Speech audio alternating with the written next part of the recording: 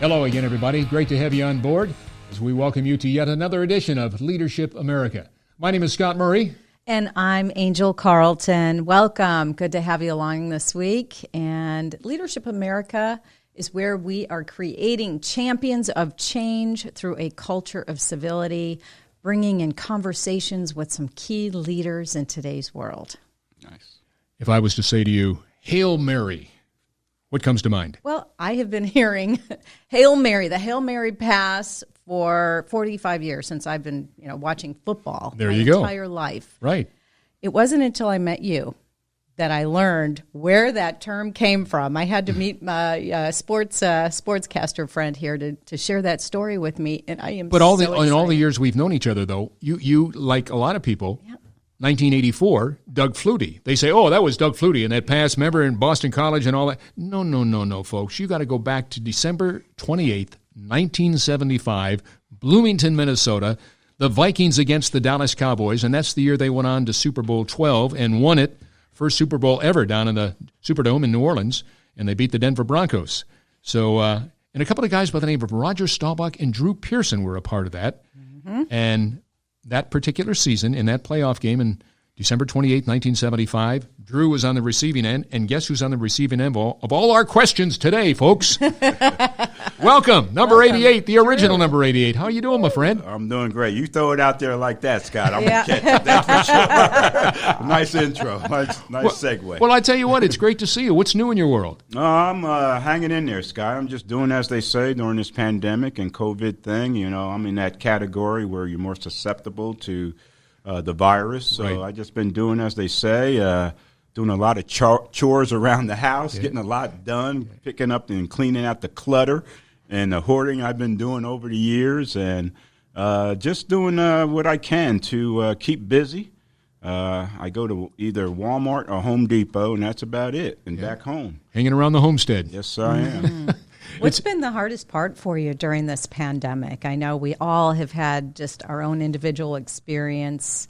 Yeah, the hardest part, I've been fortunate. I had a son-in-law that tested positive, and now he's fine, and my grandkids and my daughter are fine. So the hardest part has just been giving up the opportunities I had on the table. The pandemic has affected everyone, okay? There's no one that is immune to this, the effect of that. And it certainly has affected me. It doesn't matter what level you are, what you bring to the table. Everybody has to deal with this and has to make adjustments. You have to reboot, and that's what I've been doing, rebooting. I've learned how to FaceTime. What? All right. I didn't know I could do that. Next thing the phone's ringing, here's my grandson. I tell you, oh, this is pretty cool. I learned how to do the Zoom, the Skype, and all that kind of stuff. I've been doing Zoom virtual appearances, trying to make up for some of those lost appearances. So just trying to take advantage of the reboot and learn from it. And hopefully once we get past this, now you'll be a little more smarter, going forward. And welcome to the Angel and Scott podcast. Right on. Yeah. So, well, I tell you what. To have you here live, and we don't have to do it virtually. Absolutely. I'm really grateful for that. Absolutely. Practicing social distancing. We're doing absolutely. We are. You've got that right. DBs do that. Yeah, you got that. Before we get away from the Hail Mary, yes. A lot of people don't know where that term came from. We said it was December 28, 1975, Bloomington, Minnesota. The rest is history. But tell us how the term itself came about. You had that great catch from Roger. Oh, we got to hear the story from the source himself. It's I can really get in depth with the story, but like what I ate for breakfast that morning and what time we showed up for the field. Podcasts are not that long. Thank you, Drew. When I caught the Hail Mary, it was 3:45 in the afternoon. But good night, everybody. Thanks for joining us today. That was a game we went up to Minnesota. Nobody expected us to win. We were the wild card team that year. Back then, they only took one wild card team, and we were it. So we had to go play the team with the best record, and that was the Minnesota Vikings. They had been to the Super Bowl the previous year. Right. They said this team was better. No one gave us a chance. But we, through the first half, it was knockdown, drag out. We had a lead 10-7 at halftime. They scored late in the fourth quarter, and now we got to get a touchdown that made it 14-10. Now we got to get a touchdown to try to win the game. Field goal wouldn't help. Now I'm upset, okay? I'm upset because I had one pass thrown to me all game. And I'm not a greedy guy, one of them diva receivers. But when you're losing and you feel like you can do more, you want that ball to come to you. But in that 2-minute situation, once we got the kickoff and we were trying to drive down, it was all Roger and I.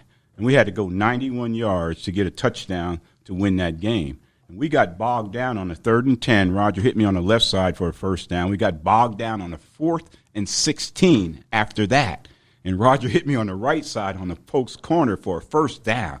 4th and 16. Wow. So we get back to the huddle. Roger says, Drew, what do you got? I said, Roger got no breath. He just ran all these routes. So we run a swing pass to Preston Pearson on the other side. He drops the football. And that turned out to be a blessing in disguise because by dropping it, he stops the clock. We had no timeouts. When that play started, we had like 32 seconds left in the game. So if Preston catches that, they tackle him, hold him down. Yeah. Those Vikings call Alan Page, those That's guys, right. They're veterans. Yep. They knew what to do. They'd take their time getting back to the huddle. Tick, tick, tick. So he drops it and stops the clock. We get back to the huddle. Roger says, Drew, what do you got? I said, let's take some shots in the end zone. He said, fine, run a turn-in takeoff on Nate Wright, and that's what I ran on. We were running all the counter routes on Nate Wright because our game plan, our preparation told us he was the guy to go at. So we ran a turn-in takeoff. Only other guy he told to go out, Scott, remember the great Golden Richards? Oh, sure. Oh, yeah, Goldie. Yep. He told Golden to run a post pattern down the left side of the field to hold Paul Krause to that side. Clear it on that side for you. He's all-time interception leader still to this day. So I'm now man-to-man on Nate Wright. Everybody else is staying in block, maximum protection. Of course, with my speed, you needed maximum protection to get downfield. I wasn't a burner or anything like that. So we had max protection. Roger pumped Golden. By the time he came back to me, I ran a turn and takeoff. And the ball was underthrown. I did the swim move to get the inside position on a defensive back that we receivers are taught. And in doing that, guys, there was contact, okay? We're playing football. Yeah. This is not tennis or golf, and this is football. And to this day, Nate said you pushed off, right? Oh, absolutely. What is he supposed to say? And he got burnt twice on 2 plays that cost him the football game and continue on in the playoffs. But I came back and did that swim move and got with contact. There was no deliberate push. The ball hit my hands and went through my hands, and being bent over, the ball, I slowed it down enough where it stuck between my elbow and my hip. I looked down and said, oh, Lord, I got the ball. And, Michael Jackson back in the 70s, he was doing the moonwalk. Oh, yeah. Well, I was the first to do the moonwalk, okay? Because I caught it on the 5-yard line. I moonwalked right back into the end zone for a touchdown, Dallas. Awesome. So after the game, I'm picking that big fro I had. Remember that fro? Oh, I do. Remember it well. NFL history. It's in the Hall of Fame. It's a bus with a fro. That's me. It grew out through the helmet. Oh, yeah. So I'm picking my fro out, and I caught the pass. No one's talking to me. Everybody's over there talking to Roger Staubach. They asked Roger what happened. He said, I threw the ball as far as I could. I closed my eyes, and I said a Hail Mary. And bam, next day in the Dallas Times-Herald. Remember that paper, Scott? Yeah, sure do. Dallas Times-Herald. Headlines reads, Cowboys win by a Hail Mary. And it kind of took off from there. And now Roger and I are pretty much associated with one of the greatest plays in NFL history. But when people talk about that, they always bring up Roger and I. But Roger and I are first to tell you it wasn't just 2 guys making that happen. It was a whole team believing, preparing, and putting ourselves in a position to be able to overcome that kind of situation. I had a chance to sign with the Green Bay Packers, the Pittsburgh Steelers, or the Dallas Cowboys. And being in Tulsa, all I ever saw on TV, all they ever showed was the Cowboy game, the regional games. And in Tulsa, that's what you picked up.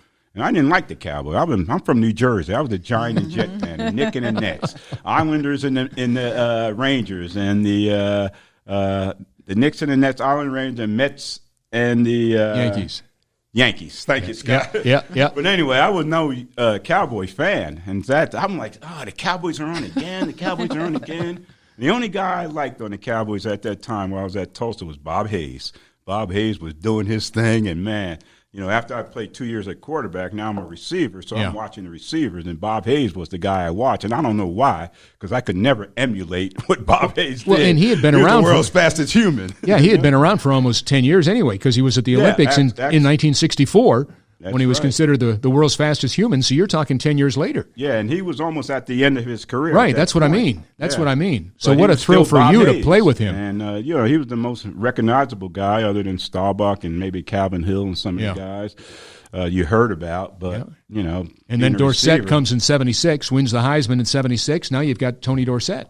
Yep. In 1977. 77, and yep, Tony 77, Hill came in 77. Yeah. And what we did with Tony, Coach Landry is so smart. He didn't just throw Tony in there. He made Tony, first of all, get humble. Okay, he came in as a Heisman Trophy winner, national champion at Pitt. Right. So he's fired up. Tony. He changed his name 8 times. Dorsetti. He didn't know what to call himself. So Coach Landry had to humble him, and he humbled him by setting him down and making him earn the respect, first of all, the other teammates, and then earn his job into the starting lineup. And then once he got in that starting lineup, our whole offense just changed. Because now we got a game breaker in the backfield, and that's what Tony Dorsett was. And my role as a receiver, Golden Richards, Tony Hill, whoever's on the other side, our role now increased as far as our downfield blocking because Tony would come through there, and our block could be the difference of him going all the way or 10, 20-yard gain. So Coach Landry put a lot of pressure on us once Tony got there to do a little more blocking downfield. I'm 175 pounds, and I'm supposed to be blocking these big guys. But, when you do it for Landry, when he tells you to do it, guess what? You do it. Yeah. Well, before we get to the rest of the questions that we've got to share with our audience here today, just tell us very quickly. You mentioned Tom Landry. We lost Coach. Gosh, it's been, 20 years now, or pretty close to it, I think. I'm trying to think back. Yeah, it's been a while. But one of the greats. First 29 years as the head coach of the Cowboys. And it's hard to believe here this year we celebrate 60 years. It was 1960 when the Cowboys came into the National Football League, and here we are in 2020. It's amazing. But for half of that, or close to half of that, all but 1 year, through 1989 when through 88, Jerry bought the team in 1989. But I just wondered, what one thing comes to your mind that you might share with Angel and I that was really special about Coach Landry that maybe none of us would even know? We know what a great coach he was. He's in the Hall of Fame. He's in the Ring of Honor. But, I mean, above that, what made him special for you? What was it that you said, you know what, he was my guy, or whatever? Yeah, he was really special. He's the kind of guy you really appreciate once you get away from him, because the things he made you do while you were there, part of the team, you complained all the time. I mean, he pushed you to the limit, and he wouldn't do it unless he felt you had the ability to handle something like that. But the biggest thing I learned from Coach Landry is about leadership. You talk about leadership, America, leaders for life. He was a great leader. He not only walked the way, he showed the way, he led the way. It was all about him. He had the authority to be the leader of the team, and when we knew if we needed to please anybody to be a Dallas Cowboy, it was Tom Landry. I ain't worrying about Roger. I ain't worrying about Tex or Gil. It was Tom Landry. He made the final decisions on who's going to be on his football team. And the thing about that, Scott, when I left Tulsa, I'm 20, 21 years old. I was married at the time. My mentors after I left home, when my mom and dad at 18 years old and way out in Tulsa, my mentors became the head coaches that I had at Tulsa.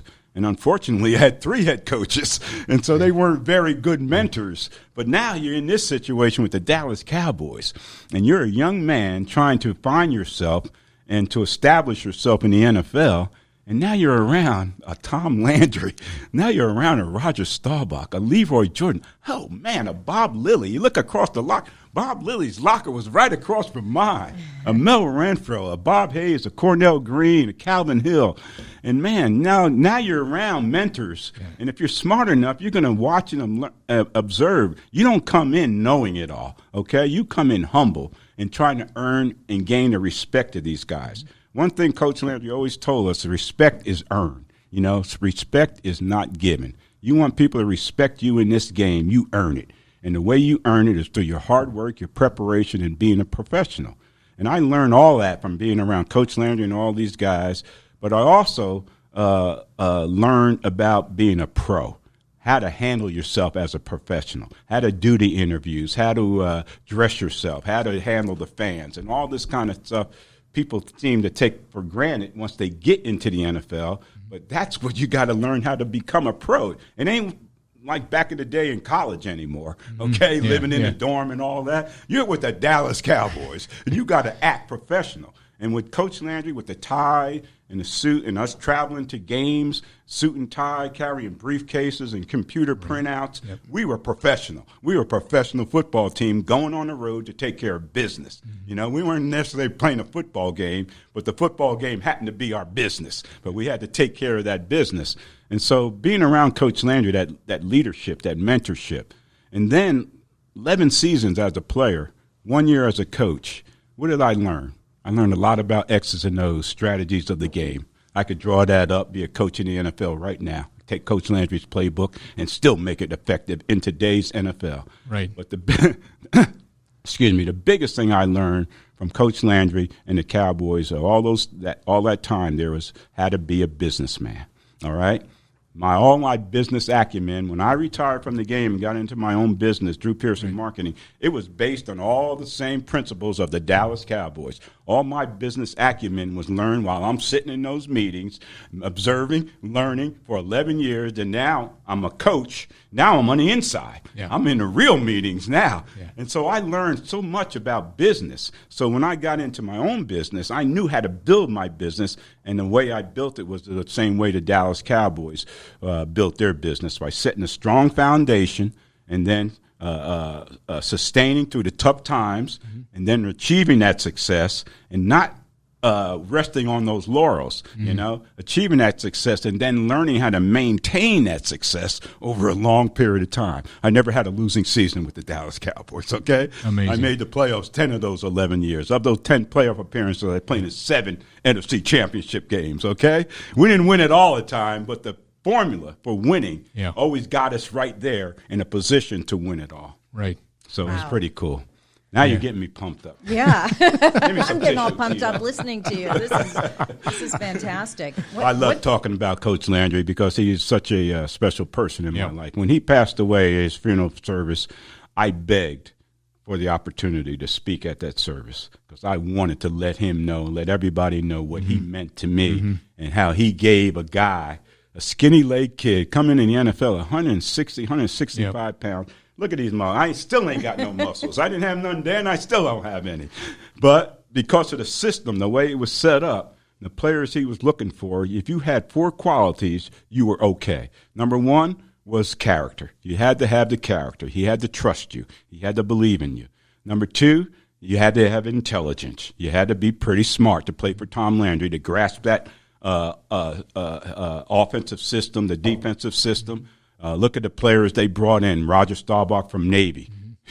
How smart you got to be to get in the Naval Academy. Calvin Hill, he went to Yale. That's right. You know how many players come out of the Yale to play in the NFL? But they found those guys because the intelligence was important. Drew Pearson from Tulsa.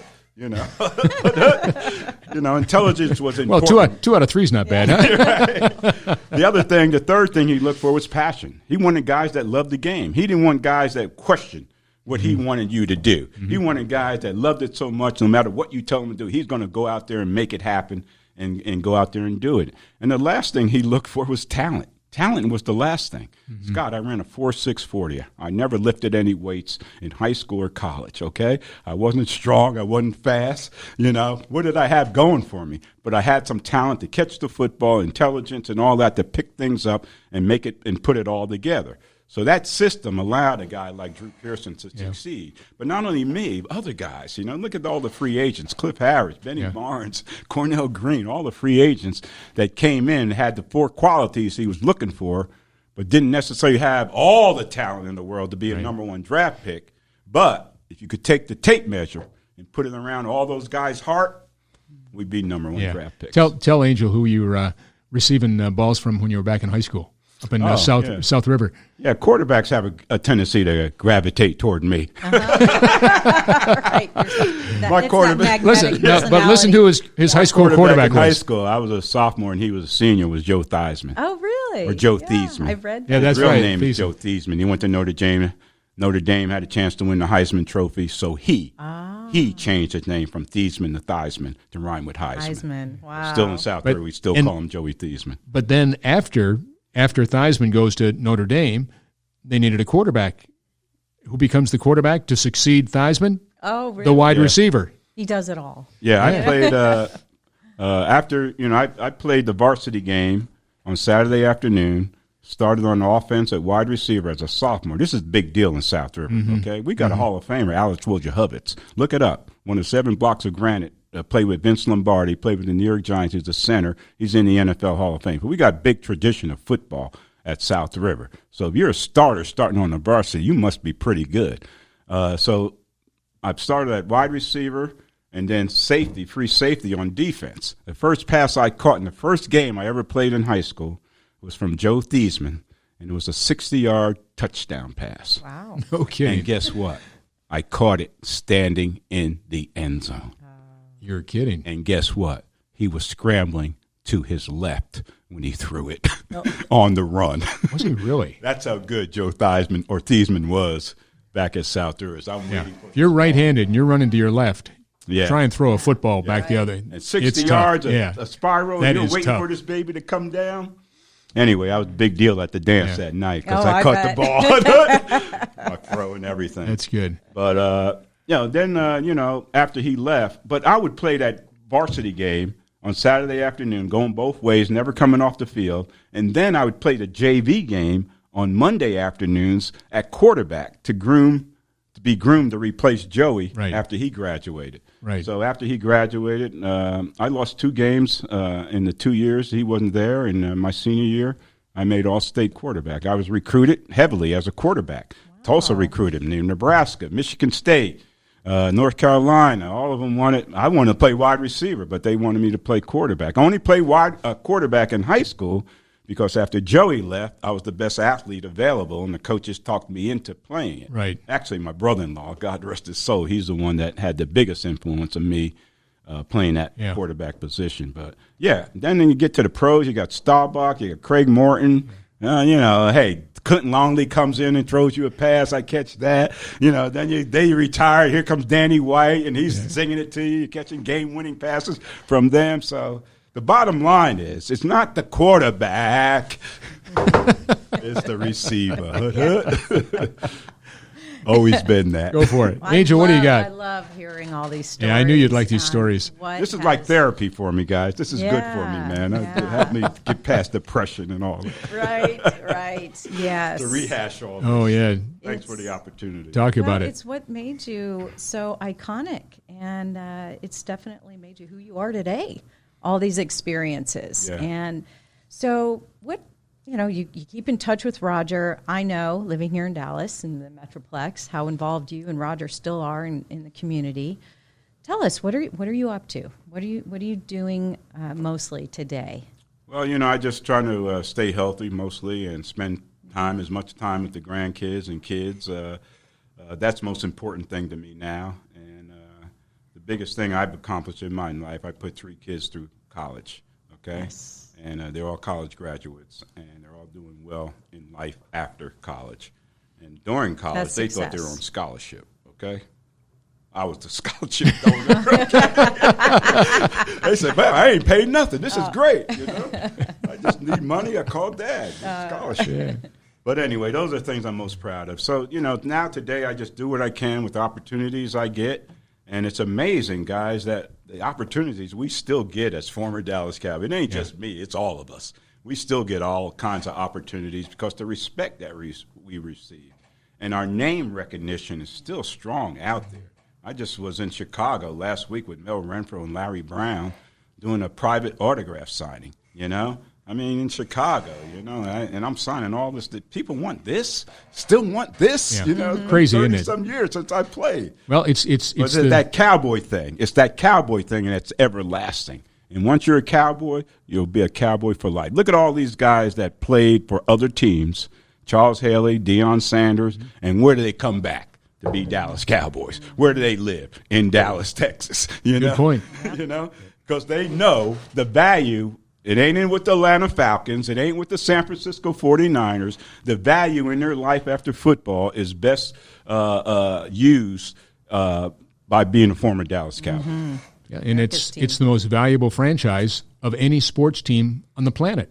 Over $5 billion now. Without a doubt. It's amazing. It is absolutely amazing. It is. And But no matter where you go, people know the Dallas trajectory. Cowboys. They had that trajectory, and it was all based. First of all, we're building a strong foundation, and then when the winning happened, they were able to weather any storm, and then the success happened, and you know, capitalize on it. Right, Tex Schramm promoted us. Right, yeah. Cheerleaders, the NFL films. Remember the NFL films?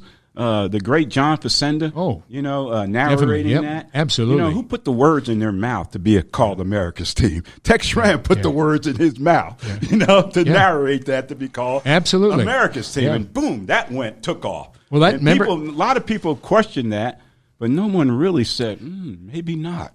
But maybe they are America's team. Well, remember when that came after Super Bowl 12 in 1978?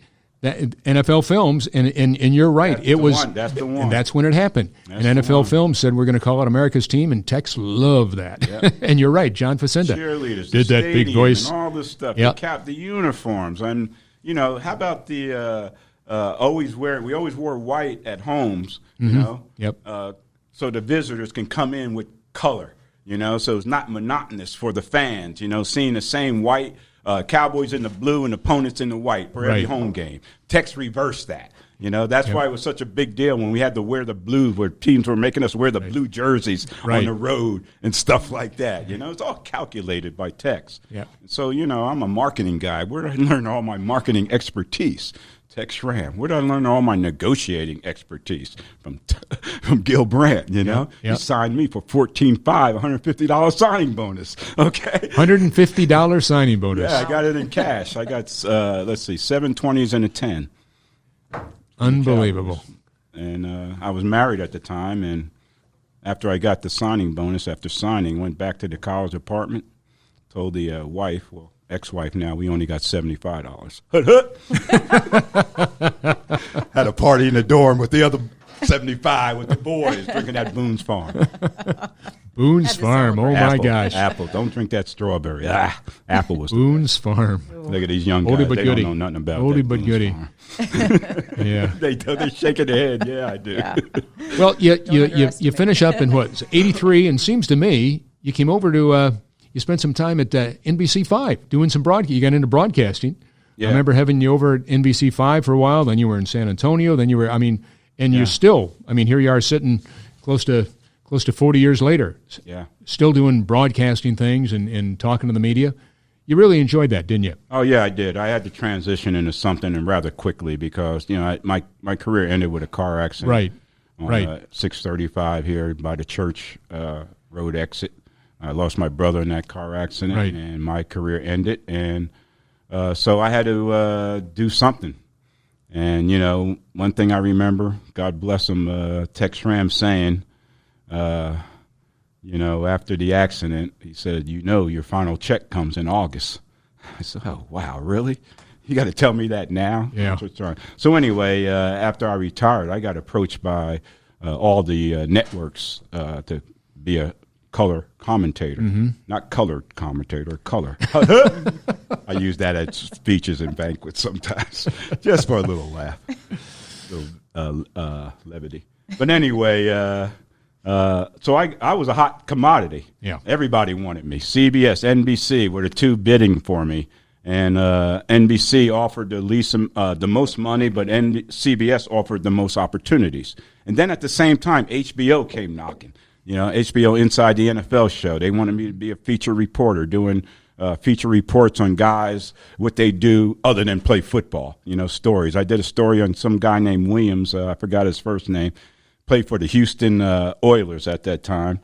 And he was into this character, Spider-Man.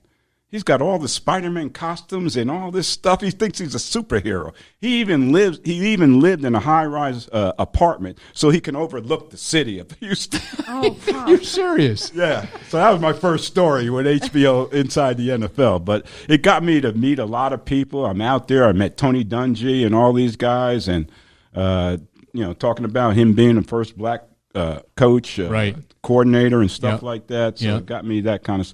But I got opportunities, and then locally, it created opportunities. And first Dale Hansen offered me an opportunity, and that faded away. And then I first retired. Scott said, "Come on," and I was doing commentaries for Scott. and that led to opportunities for reporting. Right. And as I said, one of the best assignments you gave me when you sent me out to DFW Airport to meet Michael Irvin, first time he came into town. Yeah. And Michael meets me. He's all excited. You know, back in the day, you can go right up to the gate, you know, to get your subject or whatever person you're waiting for. And so he's kissing me and all this stuff. I'm like, get off me, man. You know?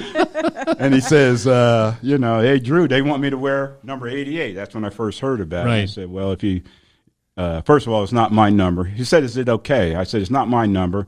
I said, if you wear it, don't do what I did. Do more than I did. And that's what he did. Three Super Bowls, Hall of Fame individually. And now we got a legacy going. And when Michael and I got to sit down and talk about it, I said, Michael, there ain't no legacy. One person don't necessarily make a legacy, okay? It takes a lineage to make a legacy. And I might have started and set the foundation of the legacy, but you created the lineage. And now the number really means something in Cowboy football history. So they give it to Dez, and we sat down with Dez. You got to do more than we did. Yeah. Dez is going, wow, you know, put a lot of pressure on. Well, there you got Dez Bryant, you got Michael Irvin. I mean, look at those are three incredible football players. And you look at Dez's first 8 years in the league, he was burning it up. He was living up to the quality of the double eights. I think he even finished his career the leading touchdown leader for the Dallas Cowboys. Right. And maybe even more records that he has. So, you know, let's not discount Dez's contribution to the double eights. Absolutely. You know, after he got hurt, certainly he fell off, but that happens to a lot of receivers. Yeah. Once you sustain ankle and leg injuries, you know, it makes it a little difficult to make that adjustment to the same guy you were, you know, previous the injuries. Mm-hmm. And so now, you know, wow, you know, now we got a legacy going. We don't treat any other number like that. How about 22? Bob Hayes, Emmitt Smith. Did they save that number? Who wants to wear 22? Yeah. They don't treat it like that. Yeah. 2 Hall of Famers, Ring of Honor guys. But they treat 88, so now they anoint C.D. Lamb with that number, and he's the next one in the lineage to carry on the legacy. You think he'll fulfill? Oh, absolutely. Okay. I think they picked the right guy. He's probably not the same type of receiver I was, but Michael was the same kind. We were possession receivers. Dez was a possession receiver, but he could get deep. But C.D. Lamb's a game breaker. He's more like a Bob Hayes kind of guy. Mm-hmm. If he doesn't get double-digit touchdowns, if we ever get back on the field his rookie year, then I'd be surprised.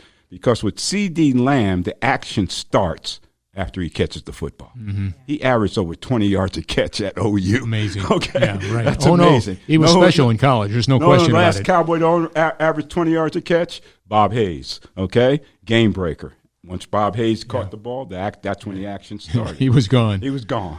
And so C.D. Lamb, I think they picked a good quality person, number one, with the character we like to live up to with the 88s. And number two, he brings that athletic ability and the talent to make the 88 special. You know, I think about things, you know, I'm here, I'm healthy, I'm coherent. I go to appearance, I take myself, I dress myself, I don't comb my hair.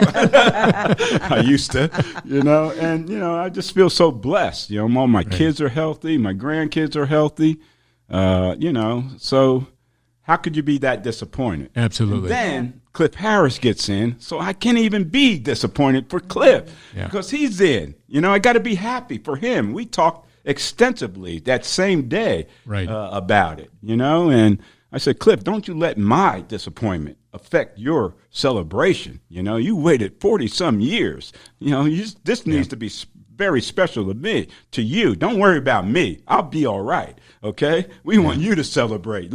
Send me an invitation because I'll be there, you know? And so that was the thing. And after a while, you know, you say, why does things happen the way they do?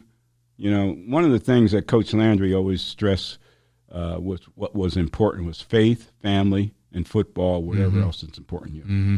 So faith has always been the most important thing to me. And I said, well, this is just not my time. You know, things happen in God's time. They don't necessarily happen in yours time. I waited 29 years to get in the Cowboy Ring of Honor. You know? I know you did. And I thought for a long time my name was Why Aren't You? You know? Why aren't you in the Ring of Honor? Why aren't you in the Hall of Fame? They say, why aren't you? I say, here. You know? I thought they were calling my name, you know? 29 years. So, you know, I always understood that things happen in God's time, and my path is still yet to come. Jeremiah was at 24, 12 to 13. Read that Bible verse, and you'll see that you'll have an understanding how things are supposed to happen in your lives according to the path that the good Lord sets for you.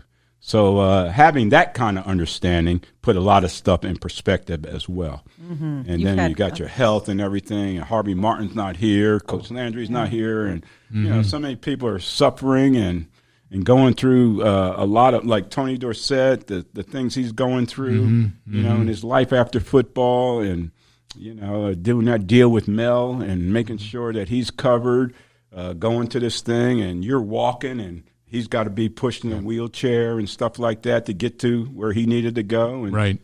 So you feel blessed in so many other ways that this is just a little setback that I know will be corrected down the road one way or other, sooner or later. Right. So right. I still feel blessed. All right. Wow. Angel, final question that you might have for. I just listening to your amazing life, Drew. How do you want to be remembered? What do you want your legacy to be? Well, I just want to be remembered as a guy that has overcome the odds. When you see me, don't honor the man, honor the mission. Honor how I got to be where I am today. When you see my name in the Cowboy Ring of Honor, don't judge me by that. Judge me by how I got there, all the things I had to overcome in my life to get to that level, okay? And that's how I like to be remembered. A guy that never had it given to him, earned and worked for everything that he got, earned and worked for the respect that he got and everything that he did. And that should be good enough. Frederick Douglass said, "Don't judge me by the heights I've reached, but rather by the depths from which I've come." Mm-hmm. That phrase is on my father's tombstone, because that was his favorite saying. Yeah. Don't judge me by the heights I've reached, but rather by the depths from which I've come. That's a good one. And that's how you judge Drew. That's a good one. Come from South River to Tulsa, skinny leg, the skinniest legs in NFL history. I made a mistake one day when the scouts came to Tulsa to work us out. Because I had 3 guys get drafted very high. We had a lot of talent. We didn't win no game. We had talent. And one, I had worked out for scouts, and I always wore sweatpants, running the 40-yard dash in Tulsa, hot as hell, wearing sweatpants. One day I decided not to wear sweatpants. I wore shorts out there. And I knew after that it would be my downfall when they see my legs.